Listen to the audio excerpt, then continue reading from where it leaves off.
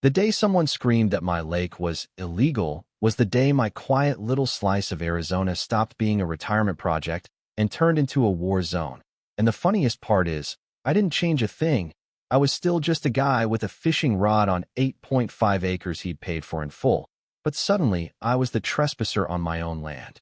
I was standing on the shore of the 2.3-acre fishing lake I'd spent years designing and building, water shimmering in the heat, pump humming softly, rod in my hand, when a black SUV rolled up my private road like it had paid rent, doors swinging open before the dust even settled, and out stepped the exact kind of HOA president you're imagining. Blazer pressed, sunglasses expensive, anger preloaded. "This lake is illegal. You're trespassing on HOA property," she shrieked, spit flying, fingers stabbing the air like it could redraw a boundary line by sheer willpower. That was my first in-person introduction to Karen Whitfield, president of Silver Creek Meadows HOA, flanked by two guys in cheap suits, one with a camera, one with a clipboard, both walking right past my "No trespassing" sign like it was lawn decor, like their HOA badges outranked the county recorder's office and basic property law. I set my rod down, walked calmly back to my cabin, hand brushing against the cold, familiar steel of my old shotgun hanging by the door, and one thought went through my mind, quiet, simple, deadly clear. You picked the wrong lake owner. I stepped back outside with my Remington 870 resting on my shoulder, barrel pointed at the sky, not at them, not at anyone. Just there, a very legal punctuation mark at the end of the sentence. "This is private property." "Private land," I said, voice flat. "You've got 30 seconds to get back in that vehicle and leave." One of the suits tugged at Karen Whitfield's elbow, whispering like a guy who'd seen enough true crime documentaries to know where this could go. But she shook him off, pulled out her phone, and started taking pictures of everything. Dock, pump house, boat. Click, click, click, like she was cataloging exhibits for a trial she thought she'd already won. "The county will hear about this, Mr. Ethan Cole," I said. "Mr. Cole," she repeated, turning away with that satisfied little smirk that says, "I don't have the law, but I have the nerve to pretend I do." The three of them climbed back into the SUV and rolled off my land like they owned the road out as much as they thought they owned the way in. I watched the dust disappear, thought maybe it was over, told myself this was just one of those weird HOA moments you laugh about later. I was wrong. My name is Ethan Cole, 46, retired hydraulic engineer, spent 23 years designing water systems for other people before I finally had the money to build something for myself.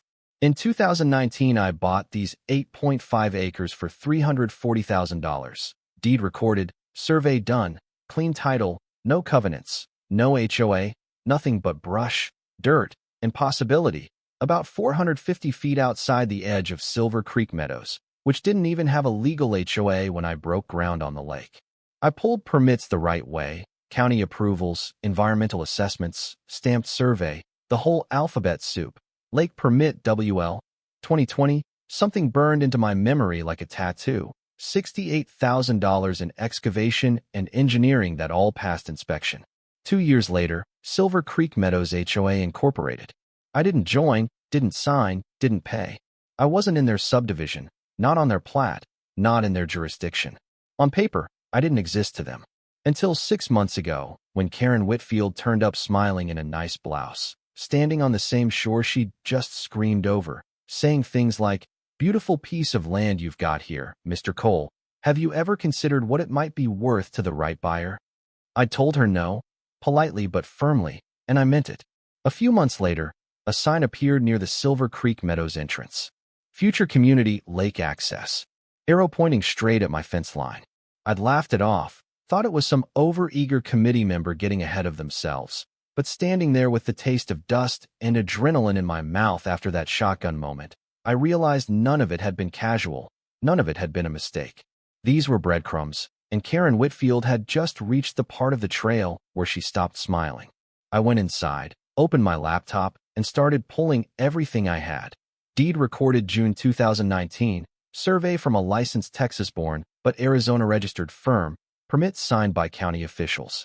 Then I called zoning. "Code 47B, I said, reading from the violation she'd waved around. "Wetland restriction?" The woman on the line paused, typed, then said, "Sir, We don't have a code 47B. Whoever told you that is either mistaken or lying. I thanked her, hung up, and my jaw went tight in that way that means something just shifted from annoyance to war. Next stop, the internet. Silver Creek Meadows HOA. 87 homes, for $150 a month in dues, incorporated 2021, 2 years after I bought my land. I clicked through county records and found it. A petition filed by the HOA just 2 months ago, asking to expand a wetland conservation zone to include, guess what, my lake. At the top of the signatures, Karen Whitfield. On paper, it sounded noble, protecting natural resources, preserving the ecosystem. But practically, if the county approved it, my legal lake would be strangled with restrictions, maybe even ordered drained, or at least turned into a bargaining chip. She hadn't just wandered onto my land angry. She'd been laying track for months. So I started laying my own. That night, I made a folder on my desktop called HOA War, scanned every deed, permit, tax bill, survey, organizing them by date like I was building a documentary about my own life. Then I ordered 4 Ring cameras. $7.96 I suddenly considered cheap, because if Karen Whitfield wanted to escalate, I wanted every second in 1080p with a timestamp. At 6:47 p.m. my inbox chimed. Subject: Notice of Violation Number 001, Silver Creek Meadows, HOA Legal Committee. They accused me of everything short of kidnapping the moon. Unauthorized water structure, violation of Wetland Statute 47B, failure to get HOA approval, noise pollution from pumps, attracting wildlife like that was a crime in rural Arizona, and finally, the big threat. Restore the land to its original condition in 30 days or face $500 per day in fines. From an HOA I wasn't even a member of. I saved it as a PDF, filed it under false claims, and, just for fun, called the county again to confirm Statute 47B still didn't exist. It didn't. Then the smear campaign started. On a neighborhood forum that covered Silver Creek Meadows and nearby properties, Karen Whitfield posted a photo of my lake with a caption about an illegal structure threatening the community water table, saying I had refused to cooperate with county officials and had become hostile, and I watched as the comment count climbed. Angry neighbors, brand new accounts parroting the same talking points, property value panic, environmental fear, the whole performance. One guy, Richard Hayes, commented, "Pretty sure that land isn't even in the HOA. Why do we care what he does on his own property?" His comment and a couple of reasonable replies vanished within minutes. Moderator list? Karen Whitfield and one other board member. I screenshot everything, the post, the comments, the deletions, the mod list, and filed them under social harassment. The next move was physical. A professionally made sign appeared right at my boundary. Private lake, HOA property, no fishing. Bolted 6 feet inside my survey line. I had iron pins in the ground from Wilson and Associates surveying to prove it. I photographed the sign next to the boundary marker, unbolted it, tossed it in my workshop, and labeled it Exhibit A. The day after that, a letter with a fake county environmental logo arrived, ordering an immediate inspection and threatening enforcement action. The logo was low-res. The director's name didn't match anyone at the real office, and when I called, they confirmed it was forged. This wasn't overzealous HOA nonsense anymore. This was fraud. So I did what bullies hate most. I hired a lawyer. Grant Ellison, mid-60s, sharp eyes, office full of actual books, the kind of guy who lives on property law and black coffee. Listened quietly as I laid out everything. Trespasse, fake statutes, forged letter, development petition I'd found in the county files. Then I showed him the bomb.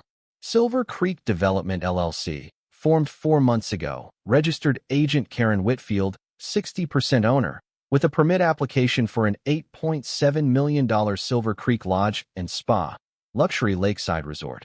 On a parcel adjoining the HOA, no natural water on it. Easement request drawn straight through my property to my lake. So, Grant Ellison said, leaning back, she tried to buy your land through anonymous emails, you refused. And now she's abusing HOA power to try to force an easement, using fake law and forged documents. That's fraud, extortion, and abuse of fiduciary duty. We're going to have fun. His plan was simple and brutal. Send a formal cease and desist listing every fraudulent act. File complaints with the county ethics board. Start building a civil case. Wait, Because someone as arrogant as Karen Whitfield would almost certainly double down. She did. 3 days after his letter went out, she responded with a threat from a fake law firm, demanding $150,000 and a public apology for defamation. Grant checked the bar records and confirmed what we already suspected. The firm and the attorney didn't exist. More fraud, more fuel. Then, at 2:17 a.m. on April 27th, my phone buzzed. Motion detected, North Shore camera. I rolled out of bed, heart pounding, opened the live feed, and watched a pickup with no plates creep down my access road. Headlights off. 2 guys in masks jumped out, moved straight, and I mean straight, to my drainage valve and pump house like they'd been given GPS coordinates. One smashed the lock and killed the pump. The other used the valve to start draining water, then walked to the shoreline with a big industrial jug and began pouring its contents in wide arcs. Herbicide. My lake, my fish, my ecosystem, getting chemically murdered in high definition. I hit 911, described what was happening, gave them my address, and by the time the truck peeled away, I had 4 camera angles of their faces, their vehicle, the jug, the damage.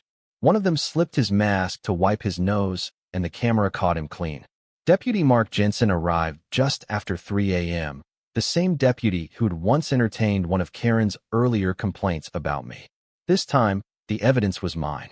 He photographed the broken pump, the drained water line, the abandoned jug, then I showed him the footage. "That's Jake Morrison," he said, after running the face through their system. "Local hired muscle, small-time contractor, history with HOAs. We opened a formal criminal case, and I handed over everything. Fraudulent letters, fake notices, development permits, easement maps, and Grant's cease and desist. By morning, sirens and flashing lights had done what they always do: wake up a sleeping subdivision. Rumors started, threads appeared. This time, the comments on the forum weren't all on Karen's side. People asked why their HOA president was fighting a non-member, whether association money was being used. That's when Laura Briggs, a finance committee member from Silver Creek Meadows, messaged me. She'd been reviewing statements and found $73,000 in HOA funds paid to Whitfield Consulting Services, owned by Karen's husband, with no invoices attached, no documented work, just vague legal and development consulting entries. So now it wasn't just my lake. It was embezzlement. That's when Grant and Deputy Jensen suggested we stop just documenting Karen's crimes and start letting her confess to them herself. In other words, it was time to wear a wire. We drafted the bait email carefully. "Dear Mrs. Whitfield, I think this has all gotten out of hand. I'd like to find a compromise, maybe some way the community can use the lake. Can we talk in person?" It sounded exactly like a man worn down by fake violations, vandalism, and online smears, the kind of email a bully like Karen expects right before she closes her jaws. She replied within 2 hours. "Mr. Cole, I'm glad you're finally being reasonable. Let's meet at your lake tomorrow at 2 p.m., just the 2 of us." The next day, I stood by the water with a tiny recorder clipped inside my shirt. Phone line open to Grant Ellison's office, adrenaline buzzing under my skin like static. Right on time, Karen Whitfield's SUV rolled up. No entourage this time, just her, sunglasses, folder, confidence. She sat beside me on a bench, slid a document from her folder. "It's simple," she said. "You grant Silver Creek Meadows HOA a recreational easement to the lake. 30 years. In exchange, we pay you $50,000, and everyone's happy." "What happens once the easement is in place?" I asked, keeping my voice small, tired. Her smile widened. "Then the community has its amenity, and Silver Creek Development LLC can use the water for Silver Creek Lodge and Spa. Guests on paddleboards, weddings by the shore. It's a win-win." There it was, linking the HOA's actions to her private resort in her own voice. "I've seen the development permit," I said. "You own that company, don't you?" "I'm a partner," she shrugged, arrogant as ever. "That's standard. HOAs and developers cooperate all the time." "What about the survey that says my land is HOA property?" "That was an administrative error," she said quickly. "The intent was to reflect how the community uses the area. And the 2 guys who vandalized my pump and poisoned my fish?" Her eyes went flat. "I don't know what you're talking about," she lied, then leaned closer, voice dropping. "But let me be very clear, Mr. Cole. People who fight HOAs in this county don't do well. Permits get delayed. Inspectors start noticing things. Banks get nervous. It would be unfortunate for you if this dragged on. And if I don't sign, then you'll spend the next decade in legal hell, she said, smooth and vicious. And that little vandalism stunt. My contractor might be willing to testify you staged it yourself to commit insurance fraud. That's a felony. Think about it. Bribery, extortion, witness tampering, threat to frame me for a crime. All in 10 minutes, all recorded. I told her I needed time to think, took the folder, let her drive away believing she'd broken me, then immediately sent the audio to Grant and Deputy Jensen. The district attorney, DA Melissa Carter, didn't hesitate. A criminal investigation opened. HOA finances were audited. Jake Morrison flipped in exchange for a lighter sentence and swore under oath that Karen had paid him cash, given him a map of my property, and ordered him to make the lake look like a problem. While that machine started grinding, Karen tried one last stunt, putting my illegal lake structure on the Silver Creek Meadows monthly HOA agenda. Thanks to Laura Briggs, I knew, and I showed up. She stood at the podium with a slideshow about environmental hazards and dangerous neighbors, waving photos of my lake like they were evidence of a crime, not a permit. When she finished, I asked for 5 minutes to respond. The room backed me. In 5 slides I tore through her story. My deed, survey, and permit, showing I'm 450 feet outside their boundaries. The fake statute, forged county letter, and trespass sign on my land. Silver Creek Development LLC, her resort plans, and the easement drawn straight through my property. The $73,000 funneled to Whitfield Consulting Services from HOA money, thanks to Laura's records. And finally, projected on the screen, a transcript of her recorded threats, plus a 10-second audio clip where she tied everything together in her own voice. Silence, then shouting, then something I honestly hadn't expected, an immediate vote of no confidence. 81 hands went up to remove Karen Whitfield as HOA president. 0 in her favor. She grabbed her bag and walked out, heels clicking like a retreat drum. 3 days later, DA Melissa Carter held a press conference announcing charges: fraud, embezzlement, extortion, conspiracy, vandalism by proxy. The forensic accountant found over $90,000 misused. The HOA board sued her to recover funds. The resort project collapsed. The development LLC dissolved. Her real estate license was suspended. By late summer, facing an airtight case, Karen took a plea deal. In front of Judge Elaine Porter, she pled guilty to felony theft and extortion, got 5 years in state prison with restitution, and a lifetime ban from serving on any HOA board. I gave a victim statement, hand steady this time. She tried to steal my land, my peace, and my name. I said, all I did was document the truth and refused to back down. Months later, sitting by my lake with my pump replaced, fish restocked, cameras still quietly watching but finally bored, I changed my old no trespassing sign to something that felt more like who I wanted to be, not who she tried to make me. Private property, guests welcome by permission. Because the difference between sharing and surrendering isn't the lake, it's the choice. So here's the question I want to leave you with, now that you've heard what happened from start to finish. When someone like Karen Whitfield uses fake authority and real fear to push you off what's rightfully yours, where do you draw the line between keeping the peace and letting a bully win, between being a good neighbor and being a doormat? And when justice finally comes, slow, documented, undeniable, do you think the punishment she got was enough? Or would you have wanted more?